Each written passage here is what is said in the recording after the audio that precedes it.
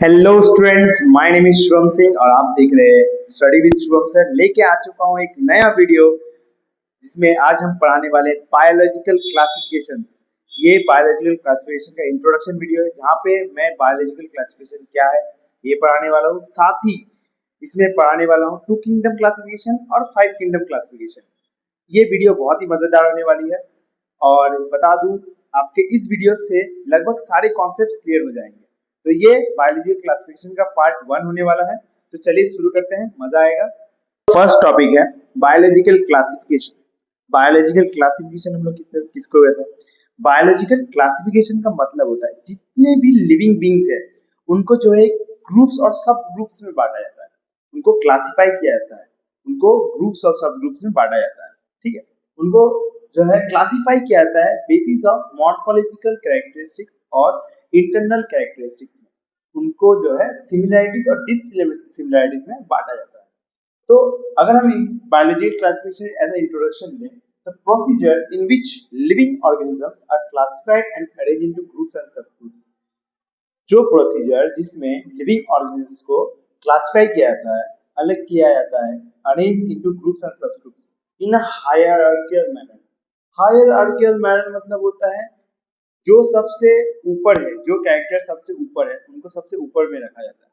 ठीक है, hierarchical manner मतलब जो सबसे ऊपर है कैरेक्टरिस्टिक्स वो सबसे ऊपर टॉप में, फिर उसके बाद जैसे जैसे हम नीचे जाएंगे कैरेक्टरिस्टिक्स बढ़ते जाएंगे और जैसे जैसे ऊपर जाएंगे कैरेक्टरिस्टिक्स घटते जाएंगे। ठीक है, the basis of their similarities and dissimilarities, वो कितने सिमिलर है कितने डिससिमिलर है उसके हिसाब से is known as biological classification. और कुछ नहीं, मतलब यहाँ पे बोला गया है कि उसके सिमिलैरिटीज डिससिमिलैरिटीज उसके कैरेक्टर्स क्या है उनके हिसाब से उनको ग्रुप्स और सब ग्रुप्स में बांटा जाता है। ठीक है, आगे देखेंगे 2 किंगडम क्लासिफिकेशन और 5 किंगडम क्लासिफिकेशन जब हम लोग पढ़ेंगे तो और क्लियर होगा। Aristotle was first to attain a scientific basis of classification. इसके पहले जितने भी क्लासिफिकेशन होते थे वो साइंटिफिकली बेस्ड नहीं थे, एज अ मॉर्फोलॉजिकल कैरेक्टर्स देख के उनको जो है क्लासिफाई कर दिया जाता था। जैसे कि हम एग्जांपल लें तो एक क्लास में हर तरह के बच्चे होते हैं, उनको कैसे पहचाना जाता है? उनके नाम के हिसाब से, उनके ऊपरी ये से। ठीक है, मतलब एक ऊपर के कैरेक्टर्स है, मतलब ओवरऑल ऊपर से देख के उसको क्लासिफाई कर देते हैं हम लोग। ठीक है, किसी भी लड़के को किसी भी लड़की को क्लासिफाई कर देते हैं, लेकिन ऐसा नहीं है। उनके इंटरनल स्ट्रक्चर्स को देख के जो है साइंटिफिक बेसिस में जो है उसके बाद क्लासिफाई करने लगे। वो कौन थे सबसे पहले? इससे पहले जितने साइंटिस्ट थे उन्होंने किसी ने भी जो है इंटरनल स्ट्रक्चर को देख के क्लासिफाई नहीं किया, साइंटिफिक बेसिस से नहीं किया। एरिस्टोटल फर्स्ट थे, मतलब एरिस्टोटल पहले ऐसे व्यक्ति थे जिन्होंने अटेम्प्ट किया scientific basis of classification. Divided plants into trees, herbs and shrubs. Trees और हर्ब्स जैसे प्लांट्स को 3 ग्रुप में बांटा, ट्रीज, हर्ब्स, श्रब्स। ट्रीज मतलब बहुत बड़ा, हर्ब्स मतलब छोटा और श्रब्स मतलब छोटे छोटे घास पौधे होते हैं उनको। उनके हिसाब से जो है वही जो साइंटिफिक बेसिस में जो है उन्होंने इसको जो है क्लासिफाई किया। लेकिन बाद में और भी क्लासिफिकेशन हुए प्लांट्स के, अलग अलग तरह के प्लांट्स को अलग अलग तरह से किया गया। ठीक है, तो इससे पहले हम पढ़ेंगे प्लांट किंगडम जब आएगा, एनिमल किंगडम आएगा तब हम सब पढ़ेंगे। डिवाइडेड एनिमल्स इनटू इनाइमा एंड एनाइमा, 2 भाग में एनिमल्स को बांट दिया। ठीक है, इंसेक्ट इंसेक्ट नहीं, कुछ नहीं, एनिमल्स में इन 2 भाग में बांट दिया। क्या? इनाइमा और एनाइमा। ऐसा तो नहीं है इन्होंने रेड ब्लड सेल्स, जिसमें रेड ब्लड उन्होंने देखा उनको इनाइमा बोल दिया और जिसमें रेड ब्लड नहीं था उनको एनाइमा, है ना? तो ठीक है, तो ये हो गया बायोलॉजिकल क्लासिफिकेशन।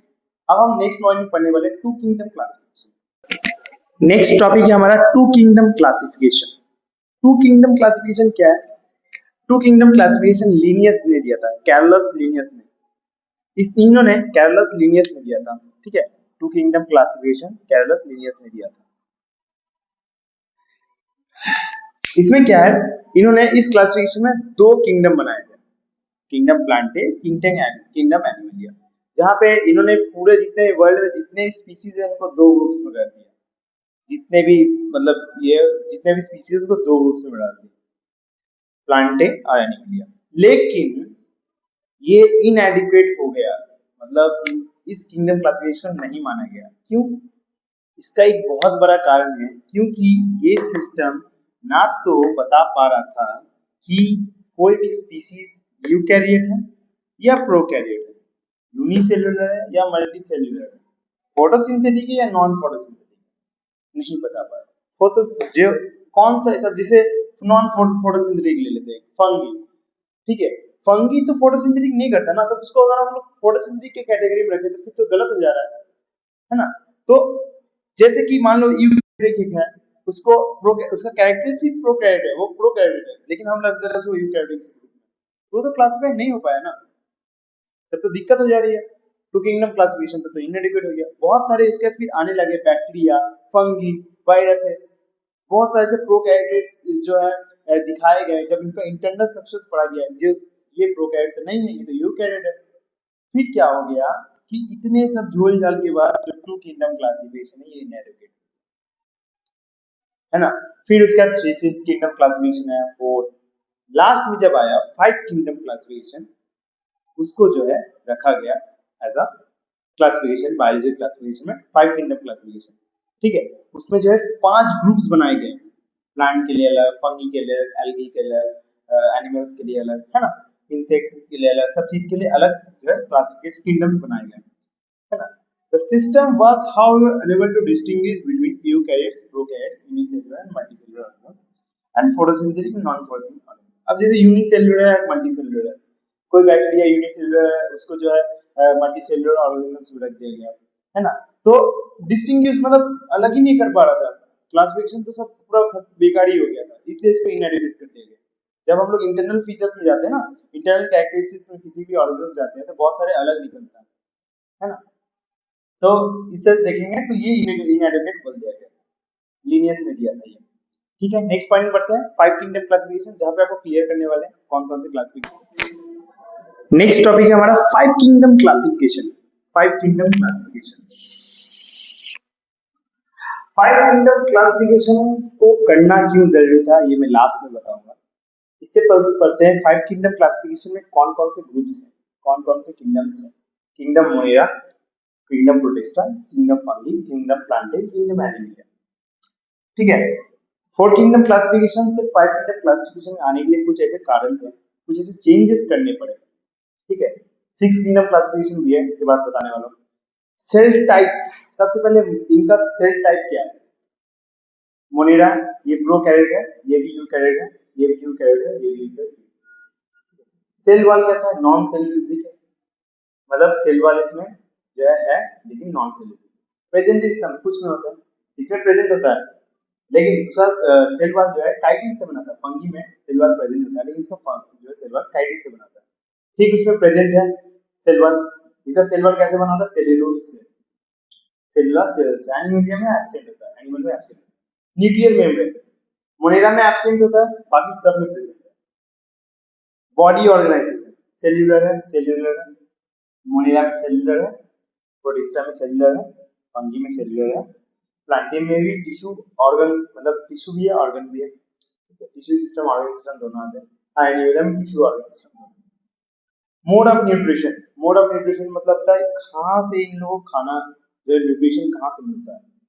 जैसे कि ऑटोट्रॉप्स और हेटेरोट्रॉप्स। ऑटोट्रॉप्स मतलब ये खुद भी बना सकते हैं और पैरासाइटिक या सैप्रोफाइटिक भी हो सकते हैं, मतलब किसी के ऊपर निर्भर भी हो सकते हैं खाना बना न्यूट्रिशन लेने के लिए। प्रोटिस्टा ऑटोट्रॉप्स और हेटेरोट्रॉप्स दोनों हैं, खुद भी बना सकते हैं और किसी के ऊपर जो है पैरासाइटिक भी हो सकते हैं, पैरासाइट काम कर सकते हैं या सैप्रोफाइटिक भी हो सकते हैं। फंगी हेटेरोट्रॉपिक, ये पूरा ही पैरासाइटिक होता है या सैप्रोफाइट होता है, इसको न्यूट्रिशन ये खुद से नहीं, अपना खाना खुद से नहीं बना सकता, ये इसको मतलब होता है कि ये दूसरे के ऊपर निर्भर ही रहता है, ठीक है। प्लांट ऑटोट्रॉप्स, ये अपना खाना खुद से बनाता है due to help of photosynthesis. Animalia heterotrophs है, ये भी दूसरे के ऊपर निर्भर। ये सब बोलने का कारण इसलिए है क्योंकि इनका cell type, cell wall, nuclear membrane और body organisation, mode of nutrition अगर हम लोग इसको क्लासिफाई अलग अलग ग्रुप्स में कर दिए, मोनेरा के अंदर जितने भी स्पीशीज आएंगे उन सभी का कैरेक्टरिस्टिक्स ये सेम है।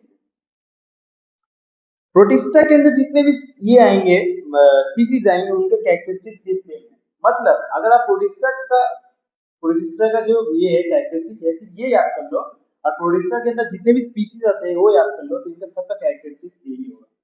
फंगी में भी वही है, इनके अंदर जितने भी स्पीशीज आते हैं फंगी के अंदर उनका अगर ये आपको ये फंगी का कैरेक्टरिस्टिक्स याद रहेगा ना, फंगी का भी कैरेक्टरिस्टिक्स में जितने भी स्पीशीज है उनका कैरेक्टरिस्टिक्स सेम है, क्योंकि फंगी के अंदर जितने भी स्पीशीज पड़ेंगे उनको उसी तरह से डिवाइड किया गया है ताकि जो कैरेक्टरिस्टिक्स है ये सेम, मतलब ऐसे स्पीशीज को रखा गया है जो कि यूकेरियोट है, जिसका प्रेजेंट सेल वाल काइटिन से बना हुआ है और उसमें जो है न्यूक्लियर मेम्ब्रेन भी है और जो उसका बॉडी ऑर्गेनाइजेशन है वो मल्टी सेल्यूलर है और मोड ऑफ न्यूट्रिशन है वो हेटेरोटॉमिक, मतलब ऐसे स्पीशीज चुन चुन के रखे गए हैं जो इन कैरेक्टरिस्टिक्स से पूरा मैच करते हैं, ठीक है।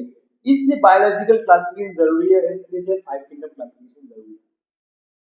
2 किंगडम क्लासिफिकेशन से काम चल सकता था, नहीं।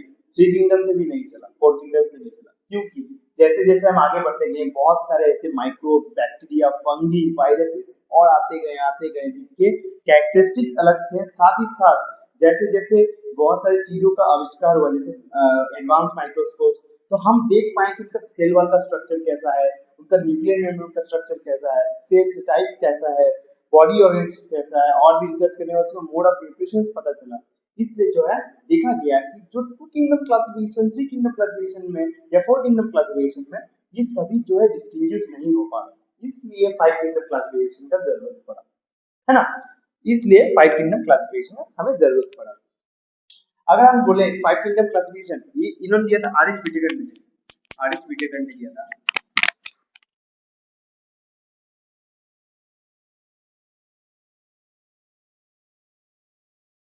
इनको जो है दिया गया था। तो अगर हम लोग देखते हैं कि मोनेरा में जितने भी स्पीशीज आते हैं, प्रोटिस्टा में जितने भी स्पीशीज आते हैं, उन सभी के जो है कैरेक्टरिस्टिक्स पूरे ऐसे ही होते हैं, है ना, पूरे कैरेक्टरिस्टिक्स ऐसे ही होते हैं। तो ठीक है, थैंक यू। अगर आप लोगों ने ये पूरा वीडियो देखा होगा, मुझे लगता है कि आपके सारे भी कॉन्सेप्ट्स क्लियर होंगे। और ये पार्ट 1 था, इसके बाद मैं और भी लेने वाला हूँ, जैसे मैं मोनेरा का जो किंगडम किंगडम मोनेरा पढ़ाने वाला हूँ नेक्स्ट टॉपिक में। इसके बहुत सारे पार्ट्स होने वाले हैं बायोलॉजिकल क्लासिफिकेशन के। अगर आपको वीडियो अच्छा लगा है ना, तो आप सब्सक्राइब कीजिए, लाइक कीजिए, ठीक है, और मुझे सपोर्ट कीजिए, क्योंकि ये मेरा नया वीडियो सीरीज है जहाँ पे मैं क्लास 11 के सारे टॉपिक्स क्लियर करने वाला हूँ, ठीक है। Thank you for watching. आपका Shubham sir, study with Shubham sir, आपका अपना चैनल, ठीक है। Okay bye, thank you.